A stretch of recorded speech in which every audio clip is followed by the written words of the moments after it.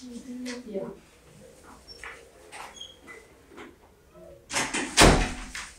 Token ठेवायचं. Good evening. बसा. कुठून आलेले आहात तुम्ही? मॅडम मी पुणे जिल्ह्यातील इंदापूर तालुक्यातील वडापुरी या गावाहून आलेले. वडापुरी या गावाचा वडाच्या झाडांशी काही संबंध आहे का? मॅम ते नाथपंथी जे गोरक्षनाथ आणि मच्छिंद्रनाथ त्यांच्याबद्दल एक कथा आहे. त्यांना वडे आवडायचे त्याबद्दल, म्हणजे खाण्याच्या वड्या संदर्भात आहे तो रेफरन्स, वडाच्या झाडाविषयी नाही. बरं. तुम्ही धार्मिक आहात का? हो मॅम. म्हणजे हां. बरं. मी BSc ॲग्री इथं मेन्शन केलेलं आहे 2022 मध्ये तुमचं झालं आणि MSc चा फक्त उल्लेख केलेला आहे. ते पूर्ण झालं का आता? हो मॅम. 2024 साली, ऑक्टोबर 2024 साली. कुठून केलं तुम्ही ते? वसंतराव नाईक मराठवाडा कृषी विद्यापीठ परभणी. विद्यापीठातच तुम्ही होतात? हो मॅम. आणि BSc ॲग्रीला तुमचं कॉलेज कुठलं होतं? रत्नाई कॉलेज ऑफ ॲग्रिकल्चर अकलूज. अकलूजमध्येच होतात तुम्ही? हो मॅम. तुम्हाला पहा 10वीला जवळपास 93% गुण होते, 12वीला पण 85 च्या आसपास होते. म्हणजे तसा खूप चांगला स्कोर आहे की जेणेकरून मुलं मेडिकल किंवा इंजिनिअरिंगचा ऑप्शन चूज करतात. तरी पण तुम्ही BSc ॲग्री का निवडलं? मॅम लहानपणापासूनच आई वडील शेती करतात. त्याचबरोबर माझा 11वी-12वीचा जो टेक्निकल सब्जेक्ट असतो तो क्रॉप सायन्स होता. त्यामुळे मी BSc ॲग्रिकल्चरसाठी प्रेफरन्स दिला. तुमच्या घरी शेती आहे स्वतःची? हो मॅम. किती क्षेत्र आहे? 5 एकर. काय असतं त्याच्यामध्ये? ऊस आणि मका. ऊस आणि मका. तुमचा ऊस कुठल्या कारखान्याला जातो? निराभिमा सहकारी साखर कारखाना शहाजीनगर. तुम्ही कधी कारखान्याला भेट दिली आहेत का? हो मॅम. रावेच्या वेळेस इंडस्ट्रीयल जे व्हिजिट होती त्यामध्ये दिलेली आहे. कुठे गेला होता तुम्ही रावेसाठी? रावेसाठी मॅम आमचं लॉकडाऊनमध्ये रावे कंप्लीट झालं, त्यामुळे मी माझंच गावाला प्रेफरन्स दिली. तर तुम्ही या फूड सेफ्टी ऑफिसरच्या इंटरव्ह्यूसाठी आलेले आहात. याच्यामध्ये असिस्टंट कमिशनरचं पण पद आहे का? असिस्टंट कमिशनर या पदाची काय कर्तव्य आहेत? मॅम असिस्टंट कमिशनर हे क्लास 1ची पोस्ट आहे. त्यामध्ये FSSAI ॲक्ट नुसार सेक्शन 36 मध्ये असिस्टंट कमिशनरची जी कार्य आहेत त्याबद्दलची माहिती दिलेली आहे. त्यामध्ये जे प्रोसिक्युशन लॉन्च करायचं असेल, ज्याचं इम्प्रॉन्जमेंट झालं असेल त्याच्यासाठी पेनल्टी नसेल, तर त्याबद्दलचे जे सँक्शन असतं ते असिस्टंट कमिशनर लॉन्च करतो. त्याचबरोबर सँक्शन आणि प्रोसिक्युशन दोन्ही पण सँक्शन लॉन्च आणि प्लस प्रोसिक्युशन देण्याचं काम करतो. इम्प्रॉन्जमेंट जर पेनल्टी असेल तर, विथ फाईन असेल तर. त्याचबरोबर एखादं सीज किंवा सील करायचं काम असेल तर FSOला तशा प्रकारची नोटीस देतो. त्याचबरोबर जर लायसन्सिंग किंवा रजिस्ट्रेशन करायचं असेल तर त्याबद्दलचे जे इन्स्पेक्शनचं काम असेल ते FSOकडं तो सोपवतो. तुम्ही मिसलिडिंग ॲडव्हर्टाइजमेंट विषयी ऐकलं असेल का? हो मॅम. काय असतात त्या? मॅम म्हणजे मिसलिडिंग ॲडव्हर्टाइजमेंट म्हणजे त्यामध्ये जसं की फूड प्रोडक्टचं नाव वेगळं असेल किंवा त्यामध्ये दिलेलं कंटेंट आणि ॲक्च्युअल प्रोडक्ट कंटेंट यामध्ये फरक असेल. त्याचबरोबर जे प्रोडक्टची क्वांटिटी असेल त्याबद्दलचं मिसलिडिंग होऊ शकतं.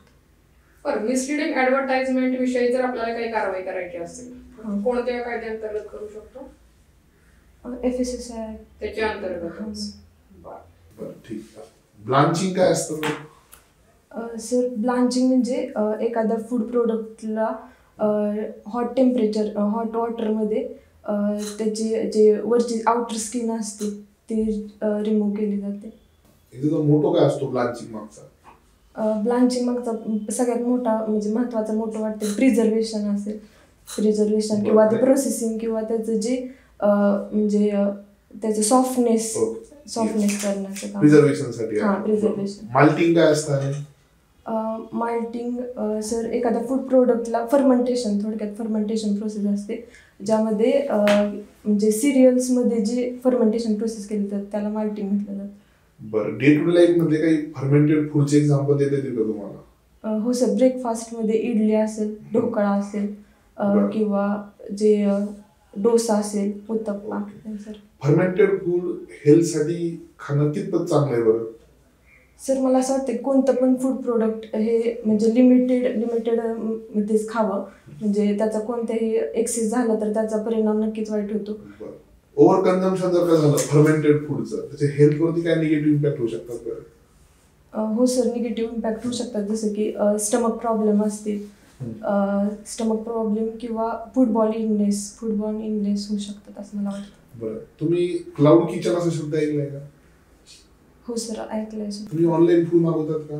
हो सर. बरं, आपण जे ऑनलाईन फूड ऑर्डर करतो बघा, त्याच्या सेफ्टी रिलेटेड सध्या भारतात काय काय इश्यूज आहेत बरं? सर ऑनलाईन फूडबद्दल जसं की त्याच्यावरती एक्सपायरी डेट हे मेन्शन करायला पाहिजे, जसं की पेरिशेबल फूड असेल किंवा जे शेल्फ लाईफ ज्याची कमी असेल त्याबद्दलचं म्हणजे जे एक्सपायरी डेट आहे ते मेन्शन करायला पाहिजे. त्याचबरोबर पॅकेजिंगचा इश्यू असेल तो एक मला असं वाटतं की महत्त्वाचं. बरं, म्हणजे शेतात मका असं तुम्ही म्हटले बघा, हो सर. मक्यापासून आपण कुठले प्रोसेस फूड बनवतो बरं? सर सगळ्यात महत्त्वाचं असेल की रॉ जे मेज असते त्याच्यापासून स्वीट कॉर्न डायरेक्टली रॉ आपण ईट करू शकतो. त्याचबरोबर फ्लोअर असेल, स्टार्च असेल, पॉपकॉर्न असतील, यांसारखे पदार्थ बनवले जातात. बरं, पॉपकॉर्न सध्या चर्चेत होते बघा, काय कारण होतं त्यामागचं? सर ते पॉपकॉर्नसाठी साल्टेड आणि कॅरमलाइज पॉपकॉर्न असे दोन जे टाईप आहेत त्याच्यावरती वेगवेगळा टॅक्स गव्हर्नमेंटने अप्लाय केलाय. तर कशावरती जास्त लावलाय बरं? सर कॅरमलाइज जे पॉपकॉर्न आहे त्याच्यावरती जास्त टॅक्स अप्लाय केला जातो. काय असतं बरं कॅरमलाइज पॉपकॉर्न?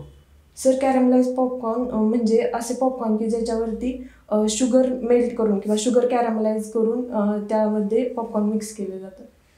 बरं, पुणे जिल्ह्यातल्या शेतकऱ्यांच्या कुठल्याही 3 समस्या सांगा बरं मला. सर पुणे जिल्ह्यातली मला असं वाटतं की आत्ता सध्याची महत्त्वाची जी असेल ती अवकाळी पाऊस ही एक महत्त्वाची समस्या मला वाटते. त्याबरोबर प्राईज इन फ्लक्च्युएशन असेल, प्राईज फ्लक्च्युएशन होत आहेत जसं की मका ऊस ह्या दोन्ही बाबतीत असेल. त्याचबरोबर स्टोरेजचे जे म्हणजे स्टोरेज चेंबर असतील किंवा जे साठवणुकीचे जे साधनं आहेत त्याची कमतरता असेल. सध्या शेतकरी आंदोलन पण चर्चेत आहे बघा, न्यूजपेपरमध्ये तुम्ही वाचलं असेल, काय कारण होते बरं शेतकरी आंदोलनाचे? सर शेतकरी आंदोलनाचं महत्त्वाचं कारण असं की MSPच्या रिलेटेड होतं ते सर्व पिकांना MSP लागू करा असं शेतकऱ्यांचं एक म्हणणं होतं. त्याचबरोबर तुम्ही स्वयंपाक करता का, कुकिंग? हो मॅम. किती फ्रिक्वेंटली? मॅम म्हणजे आता कॉलेजमुळे मी बाहेर होते तर घरी आल्यावरती मी आईला मदत करते. पण तुम्ही जेवण बनवत असताना काय काय गोष्टींची काळजी घेता बरं? काही स्पेसिफिक गोष्टी लक्षात ठेवून तुम्ही कुकिंग करता का? हो मॅम, जसं की तेलाचा कमी वापर असेल हे एक सगळ्यात महत्त्वाचं. मी नंतर लो फ्लेमवर एखादं फूड प्रोडक्ट म्हणजे जास्त हीट न देता लो फ्लेमवर कुक करायचं असेल किंवा कुठलं तेल वापरता तुम्ही? Sunflower oil. सनफ्लॉवर ऑइल ते बदलत वापरता की कंटिन्यू सनफ्लॉवरच वापरता? नाही, बदलत सनफ्लॉवर असेल किंवा ग्राउंडनट ऑइल असेल.